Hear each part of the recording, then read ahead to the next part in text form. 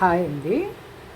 ఇవాళ టమాటా రసం ఎలా పెట్టాలి అనేది చూపిస్తానండి.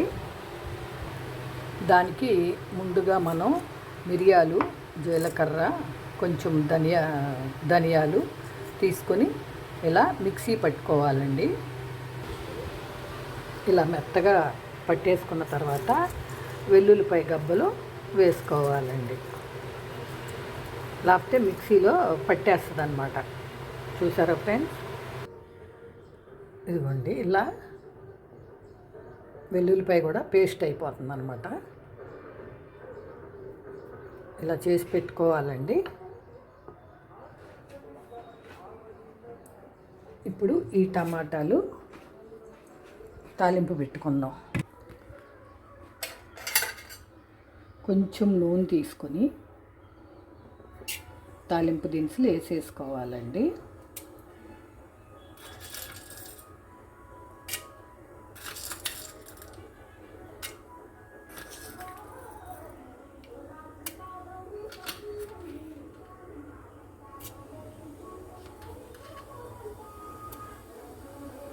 కొంచెం పసుపు వేసుకుంటే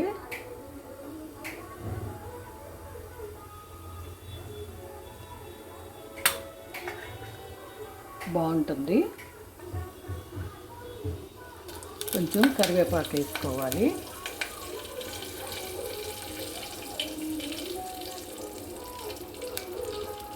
నేను కొంచెం ఇంగువ కూడా వేస్తానండి, లైట్గా, బాగుంటుంది. ఎండుమిర్చి వేసుకుంటానండి.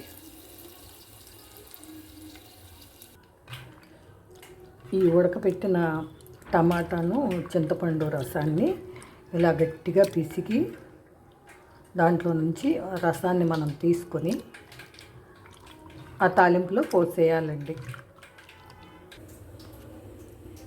అన్నీ వేసేసానండి. రసం కూడా బాగా పిండి 1-2 సార్లు వేసేసాను. తగినంత ఉప్పు వేసుకుందామండి.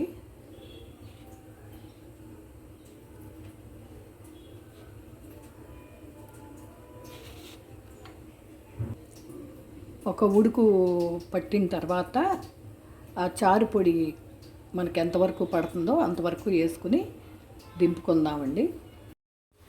ఉడుకు పట్టిందండి, అంతే, ఒక ఉడికేనండి. ఇప్పుడు మనం దీన్ని ఆ పొడి వేసేద్దాం.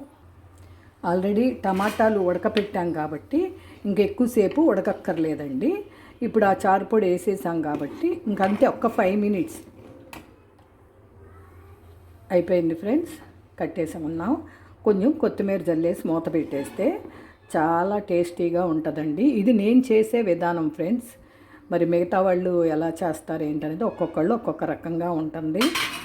ఇది నేను చేసే పద్ధతి ఫ్రెండ్స్. చాలా బాగుంటుంది.